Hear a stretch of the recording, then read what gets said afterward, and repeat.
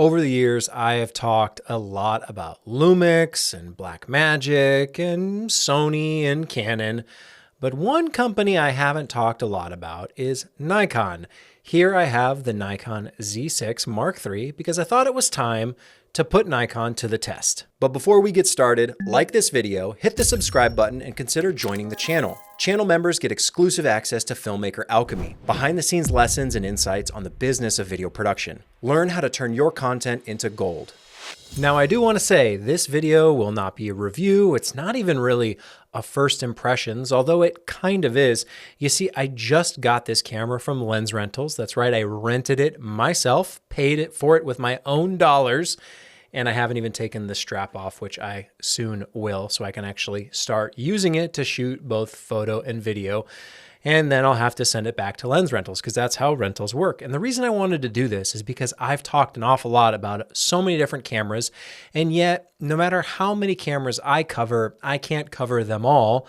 But considering what Nikon has been doing with the Z8, with the Z6 Mark III, I thought it really was time to give them a second look. Nikon was actually the first full frame camera I ever bought back when it was the D600 years and years and years ago. And I did like it for video at the time, but it never really satisfied everything I needed at that point in time. And so I went other routes. I've shot with Canon, with the 5D Mark II, the Mark III, the Mark IV, primarily for photography and trying to make the video parts on those cameras work, but really falling in love with the Lumix system all the way back, the GH1, GH2, GH4, skipped the 3, GH5, GH6, GH7 now, and obviously the S5 Mark II and the S9 and the other great Lumix cameras I've talked about, Blackmagic and the Ursa Mini, the Ursa Mini 4.6K G2. These are all great cameras that I have loved and used a lot over the years. Same with Sony and the A7S Mark III. Before that, it was the A7S Mark II, A7 IV, the FX6, plenty of Sony cameras. And so I've used a lot of cameras over the years, Reds and Aries from time to time on set. Gosh, there have been a handful of cameras here and there, like the FS7 or the FS100, whatever that Sony camera was. There have been a lot of cameras over the years, but Nikon, I think it's time for me to actually give a second look.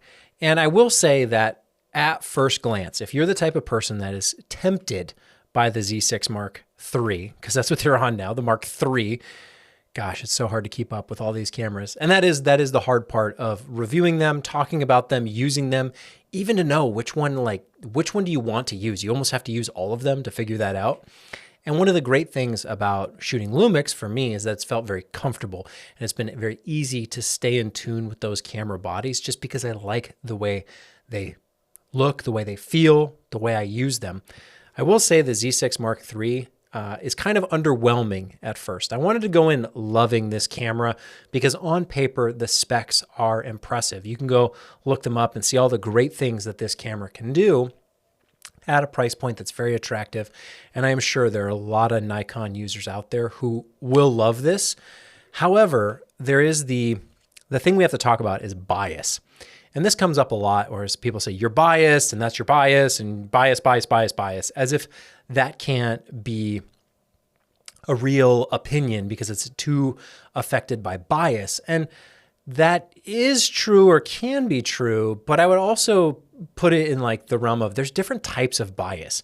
If I had a relative, let's say, who worked at Nikon, that would give me some bias. Maybe if I worked at Nikon, I would have some bias. Maybe if I was paid to promote Lumix, that would give me some bias. But there's also just the bias of using these devices and having a reason for why you like them, and then you stick with them. So for example, for me with Lumix, and I just love those cameras, even Micro Four Thirds, like I love Micro Four Thirds, their new L-mount stuff. The specs might not always be the best. And so people would say, well, you're just biased. You just like them because you're a fan of Lumix. You're a Lumix fanboy. And people say that about Canon and Sony, whoever you're talking to. But oftentimes that bias comes from a place of using the devices so you actually get the most out of them and you end up really liking them. So yes, I might be biased towards Lumix instead of Nikon, but I also have a reason for that bias. I have a reason why I like the Lumix cameras compared to let's say these Nikon cameras, because that's the one I got in my hand, but Sony or Canon, fill in the blank. And everyone's kind of the same thing. But there's a reason why I shoot the way I do. There's a reason why I like the S5 Mark II. There's a reason why I like the GH7, even compared to something like the Z6 Mark III, which arguably on paper is a better, more spec'd out camera. But I did want to take some time to give you that like gut reaction. It's not first impressions. I guess it's more like gut reaction. Maybe that's what I'll call this video, because picking this camera up, I said I was underwhelmed and kind of like unimpressed because it has the same stylings, the same design that Nikon has had since the D600. The same things that turned me off about the D600, the menu, the buttons, the interface, just using the thing, still apply to the Z6 Mark III. And maybe if you're a Nikon shooter and you love Nikon camera bodies, that's maybe a selling point. And you'd say, yeah, I love Nikon design. But someone who's coming from Lumix and having used Sony and Canon and all these cameras, there's always these elements of usability that stand out to me more than the features, more than the specs. I don't really care how high the resolution goes if using it is kind of clunky. And I've already started to find that on the Z6 Mark III. When I first booted it up, when I first turned it on, the menu, it's like the classic old school Nikon menu. Maybe it's been updated, but it's still overall like kind of gray and kind of underwhelming and feels like not awesome, but all these camera menus are kind of the same way nowadays. So I guess I'll give it a pass there. But even on the back, like my thumb is looking for buttons that just don't exist here. And I'm sure there's a way you can program with custom buttons, or you can change the functionality of what some of these buttons do. But just by default, I was looking and reaching for buttons that I thought should be there. Like, where's my ISO button up on the top? Oh, there it is. There's an ISO button. It's white balance is the one I'm missing. Where's my white balance button up on the top? Oh, it's not there. Well, that's like an odd feature. Like, where's it buried? And then I got to go start looking. So those are the kind of like the gut reaction, the learning curve that happens whenever you pick up something unfamiliar. And it's probably true for people coming from any system to another. You have that first shock of picking up the camera and going, oh, that's not right. That's broken. That's bad. It needs to be fixed. The Lumix cameras, I'm sure, are like that for some people who are coming from other systems, and vice versa. There's plenty of times that I've picked up the Sony a7 IV and just felt like, why are the buttons in this spot? Like, this is a weird placement. And oddly enough, having used all these cameras over the years, I've actually always really appreciated Canon and the Lumix bodies. For whatever reason, they feel very similar. I don't know who steals from who in this equation, probably Lumix taking a little bit from Canon. But also, it makes me think there are design languages that end up winning over time. To pick a whole different industry, when you look at video game consoles and you look at the controller specifically for Xbox, for PlayStation, for Nintendo, whatever it is, there are design elements that have won over the years. The dual joysticks, the 4-button layout, the left and right triggers with the bumpers. Modern video game controllers have become more or less uniform in their design because there is a clear winner for that design. When video games were first getting invented and just getting figured out, and it was back, in the original Nintendo Entertainment System, we had a D-pad and 2 buttons, and that was it. And then Super Nintendo and Sega Genesis and Nintendo 64 and the original PlayStation 1 and the original Xbox. And they've all kind of, helped shape and evolve what that controller feels like. And I wish camera companies were the same in terms of just admitting when a design, a functionality, a layout is actually best, is superior to another methodology. And for whatever reason, I've just always felt that Canon and Lumix kind of get that. They share similar layouts in their buttons compared to some of the stuff Sony is doing, and Nikon for that matter. Again, I haven't picked up every camera. I haven't used every body that's out there. I can only speak to the ones that I've touched and held and felt in hand. But it is interesting that there's still these radical differences between how something is old school as a photography camera is. They're still changing things and having such drastic differences. Yes, they all have a grip, typically a right-handed grip. Sorry, left-handed people. I think there's cameras out there where that will shoot left-handed, but the right-handed grip, the shutter on your index finger, those are kind of common. The dials, more or less, are becoming, integrated in similar spots. But the actual buttons and changing the settings still seems to be so different between all these systems that I do find it frustrating and a little irritating that you would pick up something as modern as a Z6 Mark III and it doesn't feel familiar. It feels like Nikon, which is one of the reasons I stopped using Nikon back with the D600. So I have a lot to do with this camera, figuring out its little quirks, the oddities, seeing if I can fall in love with it. I'm not saying I don't like it, right off the bat. My gut reaction is, that's odd. There should be some buttons here. There should be some functionality that I'm seemingly missing at first glance, which just requires me to dive a little bit deeper and explore the camera further, which is what you should always do. Go through the menus, figure out the buttons, do all of that when you first get it, which is what I'm going to do.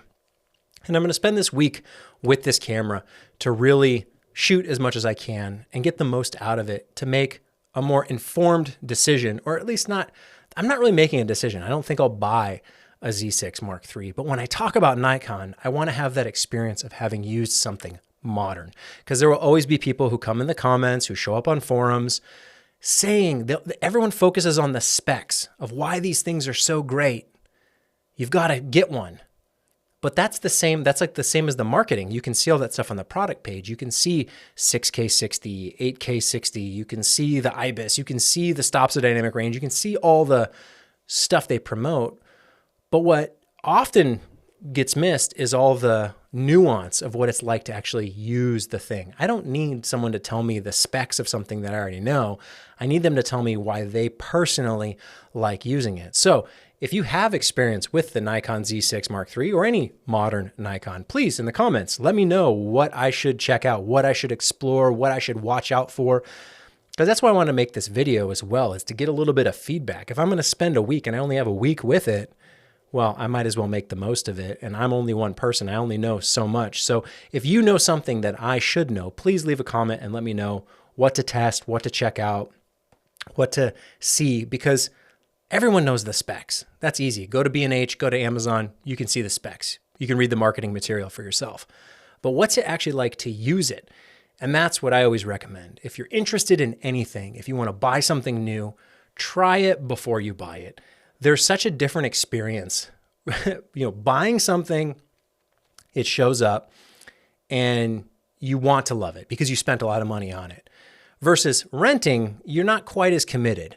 You can test it out, see if you like it. You didn't spend that much money, so give it your real honest assessment. And I feel like that's what my experience is going to be with the Z6 Mark III. If you bought one and you love it, let me know. If you've used one and there's things that I should watch out for, also let me know. But I'm going to take my time, spend a week with it. Again, something I paid money for to rent it. This is not a freebie from Nikon. No one's paying me to do this for them.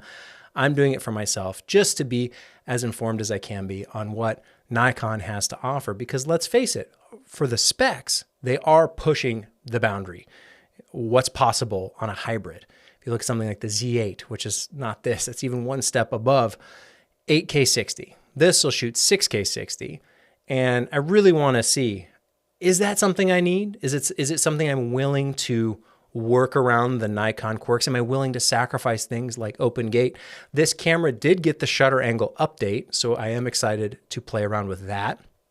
The firmware for the Z6 Mark III, as well as the Z8, were both updated for shutter angle. So that's nice. I'm glad Nikon is pushing in that regard. But to actually talk about Nikon and Canon and Sony and Lumix and Blackmagic and the rest of them, I do feel like you ought to at least know what it's like to shoot with them versus just talking from the sidelines. So here's me throwing my hat into the ring saying like, yeah, I've shot with the Nikon Z6 Mark III and I like this, this, and this, which is probably just the product features, honestly. Yeah, 6K 60, that sounds awesome.